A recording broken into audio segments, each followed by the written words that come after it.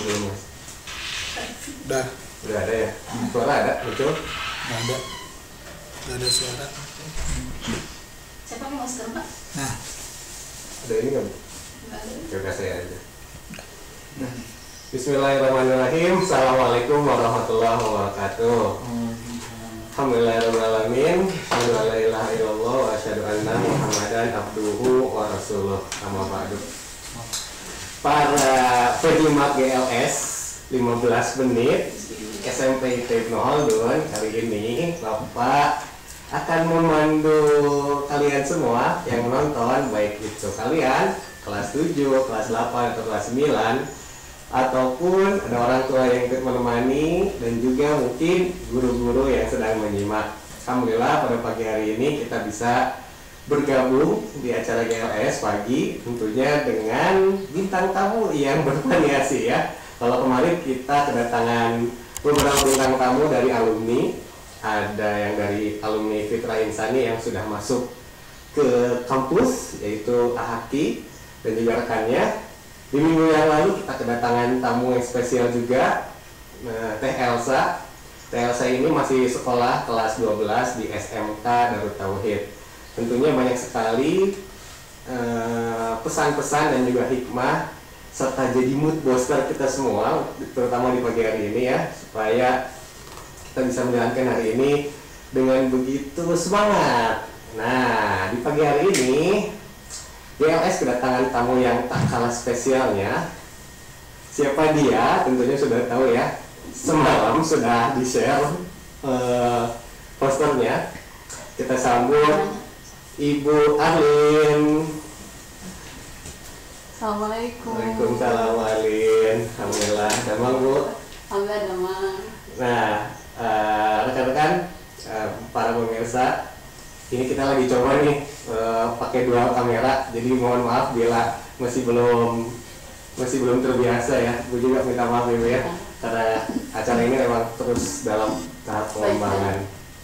Jadi Ibu bisa lihat kamera yang sebelah sana, saya lihat kamera yang sebelah sana, jadi biar lebih ini juga enak. Siap. Bu Arlin ya, sebetulnya beberapa kali saya kepikir nih kayaknya undang Bu Arlin seru deh, karena emang Bu Arlin guru bahasa. Bu Arlin guru bahasa, kemudian pengampu mata pelajaran seni budaya juga ya Bu ya. Nah, saya kepikir nih Bu Arlin seorang akhwat, kemudian dari tampilannya emang modis ya kelihatannya. Kenapa mengambil jurusan bahasa Sunda nih Bu? Kenapa mengambil jurusan bahasa Sunda? Sebenarnya kalau diistilahkan dulu Pak, saya ngerasa tisoledat nikmat.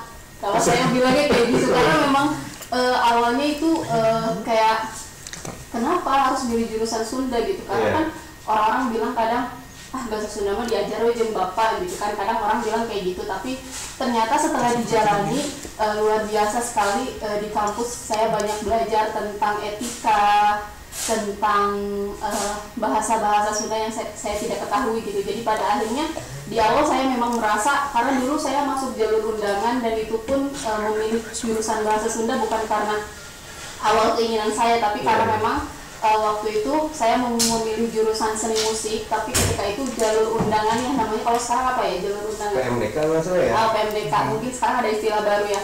Nah ketika itu nggak ada jurusan seni musik, dan saya bingung, karena kan memang ada tes lagi kalau seni musik waktu itu, karena hobi saya dulu hobi nyanyi dulu gitu. Nah setelah itu bingung nih mau memilih jurusan apa, karena memang ya tebak-tebakan aja sama si operator yang mendaftarin saya itu, saya tebak-tebakan aja, ya udah pilih aja jurusan bahasa Sunda yang memang gak ada peminatnya biar masuk. Qadarullah setelah itu waktu pengumuman tuh saya nggak dilihat, itu dilihat sama teman, kamu masuk jurusan bahasa Sunda, langsung kaget, jurusan bahasa Sunda bener kumaha ya gitu kan, mikir kayak gitu. Dan banyak nanya-nanya ke teman kayak gimana, jurusan Sunda itu nggak ada acara, nggak ada event segala macam. Dan ternyata luar biasa, di dalamnya saya bisa belajar banyak hal gitu, karena kan memang Sunda itu dekat dengan seni. Jadi saya juga belajar sekarang juga saya kan make up ya. Di dunia make up juga saya belajar dari situ di pendidikan bahasa daerah. Dulu saya sering bergelut di make up juga, jadi memang bukan hanya bahasa dan memang banyak seni-seni yang bisa saya pelajari ya, tentunya jadi, memang seni daerah. Bahasa Sunda bukan berkaitan dengan bahasa juga ya Bu ya? Iya, tidak melulu linguistiknya Pak, karena memang seni dan budayanya juga terasah gitu, karena memang saya juga kebetulan dulu skripsi juga tentang budaya. Tentang budaya, jadi memang bahasa Sunda itu lebih banyak budayanya ya Bu ya, daripada masuk ke bahasanya itu sendiri ya Bu ya. Nah Bu Arin, selama ini kan Bu Arin sudah banyak pengalaman ya ngajar bahasa Sunda, baik itu di sekolah ini maupun di sekolah-sekolah yang lainnya. Ada nggak keluhan-keluhan dari anak nih Bu, terutama nih yang lagi nonton ya, mungkin mikir ya, kok belajar bahasa Sunda ternyata nggak mudah gitu ya, dibanding kita ngobrol biasa sama dengan bahasa Indonesia mungkin ya Bu ya, yang saya alami juga demikian. Tapi mungkin ada sesuatu yang Bu Arin dapat dari anak-anak yang Bu Arin ajarkan. Spesialnya adalah bahasa Sunda itu ada sebagian orang yang sudah menganggap bahwa bahasa Sunda itu tidak penting untuk dipelajari gitu, karena memang ketika saya kuliah juga itu adalah salah satu kalau di pembelajaran saya itu Bang Balu itu adalah hambatan di mana bahasa Sunda itu kadang lebih tidak penting, karena memang ya udah lebih penting bahasa Inggris, kalian bisa keluar negeri dan lain sebagainya. Bahasa Indonesia memang bahasa sehari-hari yang dipakai. Jadi di rumah kadang orang tua tidak mengajarkan bahasa Sunda, dan itu kesulitan saya ketika mereka ada di kelas gitu misalkan, karena Bu, dan saya nggak bisa bahasa Sunda padahal dia orang Cibedug misalnya. Saya bingung gitu ketika orang itu nggak bisa berbahasa Sunda, tapi ya daerahnya masih daerah Lembang lah. Mungkin kalau di Lembang itu lumayan agak sebagian besar bisa bahasa Sunda. Tapi saya pernah mengajar di daerah waktu PPL di Cicahem, itu mungkin mayoritasnya udah ke kota-kotaan daerah Bandung gitu, jadi memang agak sulit untuk menyampaikan bahasa Sunda gitu, apalagi ketika bercerita gitu, mereka agak kesulitan. Bahkan ketika ngerjain soal aja harus ada beberapa yang harus kita translate dulu, padahal kan gitu ya. Yang kemarin saya juga sempat bertanya-tanya ya Bu ya, sebagai guru bahasa Indonesia, dalam hati kan udah kepikir ya, bahasa Indonesia perlu diajarkan, karena memang bukan hanya mengajarkan masalah bahasa aja, tapi juga masalah pola pikir. Nah, sedangkan bahasa Sunda gitu ya Bu ya, kenapa sih pemerintah tuh masih harus pemerintah terutama harus guru-guru yang memang sudah ada itu semangat untuk mengajarkan bahasa Sunda, terutama untuk anak-anak di daerah Jawa Barat. Kira-kira menurut Ari tuh pentingnya bahasa Sunda tuh buat kita apa sih Bu?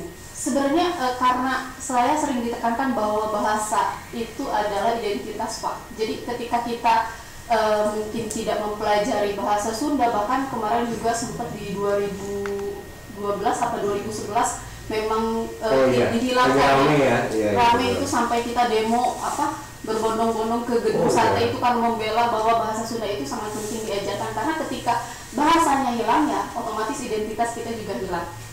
Gitu. Jadi memang bahasa itu mencerminkan identitas bangsa ya, terutama kalau kita memang suku Sunda gitu, ya itu menjadi menunjukkan bahwa kita tuh orang Sunda ya harus menghargai budaya dan juga bahasa Sunda ya. Nah, boleh pengalaman lain lagi nih Bu, ketika ada anak yang mungkin meremehkan, apain sih belajar bahasa Sunda, mending belajar bahasa Inggris, bahasa Arab, bahasa Jerman, dan bahasa Prancis, dan bahasa yang lain sebagainya tuh, ada nggak Bu pengalaman yang mendapat pengalaman seperti itu? Ada anak yang bertanya atau misalnya lihat di sosial media gitu? Iya, memang sering sekali menemukan anak yang memang nggak bisa belajar bahasa Sunda, karena memang ya setelah ditelusuri memang di rumahnya itu tidak sama sekali diajarkan bahasa Sunda. Jadi ya itu menjadi kesulitan saya sih Pak setiap mengajar dimanapun gitu, karena memang anak-anak menganggap bahwa ya udah yang penting bahasa Inggris gitu kan, bahasa Indonesia.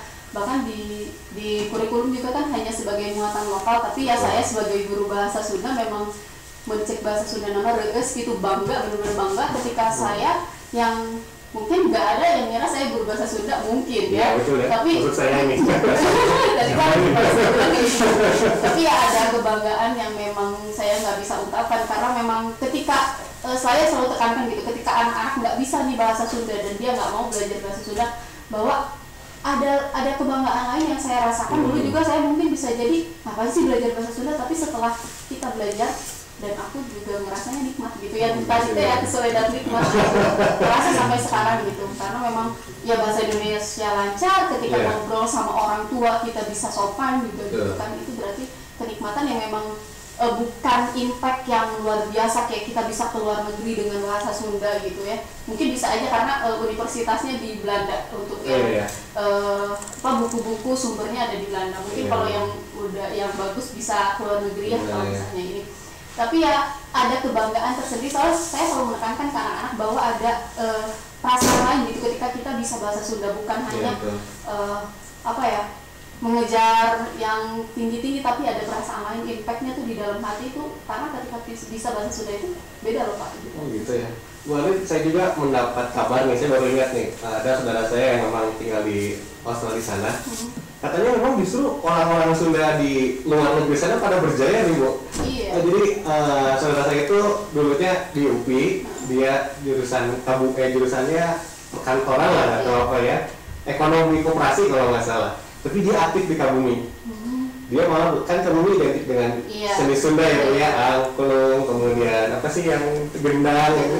Ketika dia pergi ke sana, justru di sana orang-orang Sunda punya komunitas sendiri dan ternyata diundang di berbagai universitas, bahkan jadi semacam molok petinjunya di di sana ya Bu ya. Kalau dosen-dosen saya juga yang wah keren-keren luar biasa, mereka udah bisa keluar negeri dan ya bisa lebih hebat, maksudnya tapi mereka tuh bukan mayoritas, mereka tuh minoritas yang memang terlihat gitu loh. Gitu.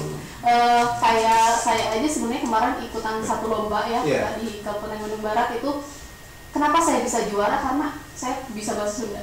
Oh gitu ya, jadi memang bahasa Sunda itu kalau kita dalami dengan baik, kemudian kita kuasai, justru itu menjadi semacam branding kita ya Bu ya. Bisa jadi branding buat kita. Jadi itu poin plus. Bahasa Sunda, ya aja gitu ya, jadi branding kita gitu ya, dan tentu sekarang kan orang nyarinya yang unik gitu ya, nyarinya yang unik bukan yang mainstream. Yang mainstream itu udah mulai ditinggalkan.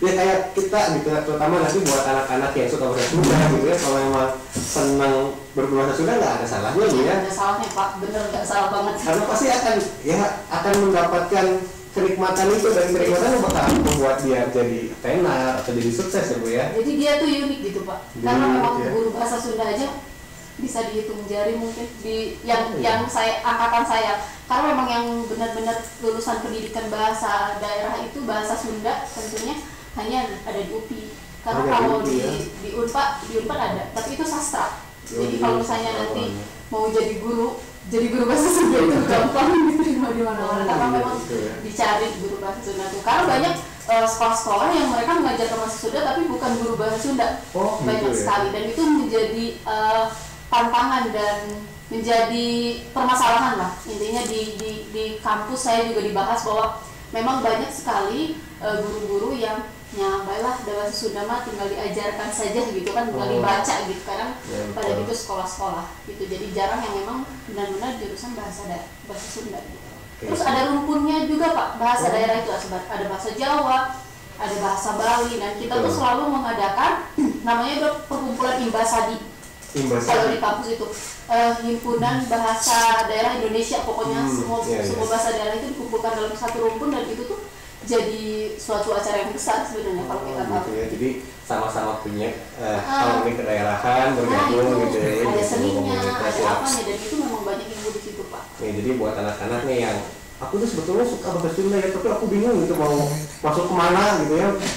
Aku tuh takutnya aku nggak punya kerja atau mungkin aku nggak jadi populer. Tenang aja, ternyata Bu Arin tadi sudah menerangkan panjang lebar nih buat anak-anak nih yang sedang menyimak. Nah Bu Arin, kan bahasa Sunda tuh sama ya, bersama materinya dengan bahasa Indonesia. Ada sesuatu yang mungkin membosankan, ada juga yang menyenangkannya. Dari pengalaman Bu Arin selama mengajar bahasa Sunda, materi apa nih yang menurut Bu Arin itu paling disuka sama anak-anak? Materi apa ya? Kalau untuk ditanya yang membosankan, menurut saya tidak ada yang membosankan. Karena memang kita belajar tentang yang paling menarik itu adalah kita di kelas 9 kita belajar tentang kampung adat Pak. Kampung adat. Jadi kita meneliti, melihat gitu, ada ciri khas apa aja sih di satu kampung adat. Pak Rifki mungkin tahu kampung adat? Kampung Naga bukan Bu? Nah itu, kampung Naga kampung Baduy yang memang antah berantah, kita nggak tahu ada di mana, tapi kita pelajarin di bahasa Sunda. Itu yang paling menarik. Terus yang di Cimahi itu ada kampung juga, kampung Cirende itu namanya. Cirende ya. Yang punya ciri khas, mereka mengganti makanan pokoknya dengan singkong. Singkong ya, ini saya pernah mendengar itu sih. Gitu ya. Dan itu unik, jadi bukan hanya melulu tentang A B C D E F G gitu, tapi ada budaya-budaya yang kita lihat juga kalau di kelas Sunda. Ya, Masya Allah banget ya. Ternyata kalau kita belajar Sunda itu bukan melulu tentang teks, terus ada apa sih? Puisi itu apa sih namanya? Saja. Terus ada apa? Wawacan, paguneman. Wawacan, paguneman banyak sekali, terutama banyak ya. Bahkan udah ada jurusannya. Bahkan kalau katanya ibu saya pernah dengar tuh dari guru bahasa Sunda di SMA. Kalau kita ingin melanjutkan kuliah, kalau ingin kita mendapatkan banyak literatur, kita harus lebih ke Belanda, betul ya? Iya betul, karena memang literaturnya banyak di sana Pak. Jadi memang kebudayaan Indonesia itu ternyata malah dihargai oleh orang lain ya Bu ya, dibanding dengan kita sendiri ya Bu ya. Kita yang udah kehilangan baru aja. Iya betul. Makanya bahasa Sunda, makanya selalu saya semangat untuk mengajar bahasa Sunda itu karena memang ya lamun lain orang sehadiri. Oh iya, mantap banget nih. Sebuah ini terlihat begitu semangat ya di tengah gempuran banyak bahasa internasional nih. Seperti di UPI udah kedatangan bahasa yang baru ini, bahasa Korea ya. Itu juga banyak penggemarnya. Tapi ternyata ini Bu Arin mencerminkan menjadi perwakilan dari suara-suara guru bahasa Sunda kali ini.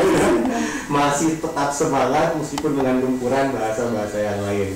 Nah, anak-anakku sebetulnya Bapak ingin banyak lagi menggali pertanyaan dengan Bu Arlin di bahasa Sundanya. Katanya juga saya sempat dengar Bu Arlin itu punya usaha. Tapi alhamdulillah waktu kita sudah mau habis, jadi kita sudahi PLS kali ini. Terima kasih buat Bu Arlin yang telah menyempatkan waktunya. Tetap berkarya Bu Arlin, jangan patah semangat untuk terus mengajarkan bahasa Sunda, memberikan semangat, memberikan motivasi, memberikan inspirasi tentunya buat anak-anak nih yang ingin bahasa Sunda tapi bingung mau kemana gitu ya Bu ya. Nah buat rekan-rekan semua, buat teman-teman guru, kemudian anak-anak, kan ada ya hari kita menggunakan bahasa Sunda, hari Rabu kalau nggak salah ya, Rabu Nyunda gitu. Mari kita giatkan kembali nih, karena kalau bukan kita siapa lagi ya Bu ya yang akan melestarikan budaya Sunda ini, meskipun kita bukan